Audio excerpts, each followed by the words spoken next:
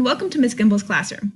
Today I'm going to talk about using visualizations either online or in person. The tool I like for this technique is to use Microsoft PowerPoint.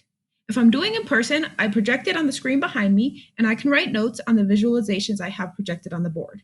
If I'm working online, I can use the drawing tool to draw directly on the slides and add in notes. I use a drawing pad in order to have my notes, and so I can write effectively and give that to the students. I'm going to quickly go through the lesson that I teach to my students on transversals and show you how it follows best practice using visualizations. I begin with a do not that the students have already practiced. They have to name a pair of vertical angles and solve for x and y. We review this together. I then show some students some ideal exit tickets from the class before, so they have a chance to identify things that went well and things that didn't go well in their own explanations. Finally, we talk about which angles are congruent, and as the lesson goes on, we talk about the importance of labeling, for example, A and B, and how they are congruent because they are vertical angles. Because vertical. See how I can write on the writing board. My teacher handwriting is a little better than that when I'm in class. I then talk about corresponding angles. The slide usually starts with these two images lined up, and then I slide the one down so the students can see how vertical angles and corresponding angles are related.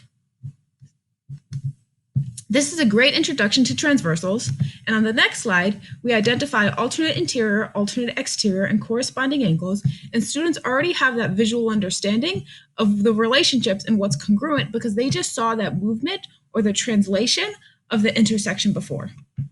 After they've defined the vocabulary, I jump them ahead to a vocabulary activity to make sure they know it and they know those relationships really well. Let's talk about how this is best practice. The first best practice for visualization is ensuring there's coherency. You have to ensure that there is no extraneous words and pictures. My slides are simple. There are no GIFs, there are no emojis, there's nothing moving. Everything that's there is only what is necessary. The second visualization tool that's helpful is highlighting. I can highlight whatever I need to highlight as I'm talking along by using the highlight tool in Microsoft Teams. Super useful. You also want to ensure that there is no redundancy in your visualizations. Do not add extra on-screen text to narrated graphics. I know I'm giving the notes, which means I'm not writing in transversal because I'm talking out transversal, and I might write in the notes after the effect, but it could be distracting. You also want to ensure printed notes are next to corresponding graphics. So right here, it's alternate interior. In this box, I'm going to draw my alternate interior angles, which you can't see because I'm still in highlighter mode. You also want to ensure that lessons are broken into manageable parts. Here you can see I introduce the vocabulary and the intuition behind it and give students practice before I move on to the next section.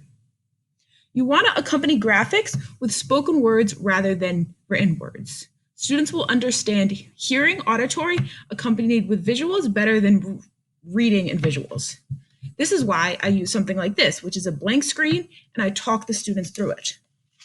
Finally, it's incredibly important to have words in conversational style. I'll use move, I'll use drag, I'll use drop, I'll use the same. So you want to relate the words, the mathematical words, with conversational words so students understand. And you want to use a friendly human voice for speaking words. Finally, you want to include an on-screen agent that exhibits humans-like gestures and movements. Teaching online, it is sometimes tempting to remove your face or turn off your camera if you're having a bad hair day, but that's why in this video, I included my face while I'm talking. By having the online visualization, it gives a personalized aspect to the visualizations and allows students to engage with the material more real. Now, with online media, it is tempting to put all the extra things in your PowerPoints and images and visualizations and GIFs and graphics and videos, but it is incredibly important to look at the best research to see what works best. Our students, if they are not being focused on exactly the concept we want them to learn and aren't focusing on exactly the images that we need them to look at, or to get distracted by text because the text is too complex, they'll miss out from the learning process and not effectively engage with the materials. I know this video was a lot, so I'm going to include all 9 of these strategies that I mentioned in the description of this video. If you have any questions, please leave them in the comments, and I hope this helps you make better PowerPoints and better visualizations for both your students online and in person. Thanks for watching this video. Please like and subscribe.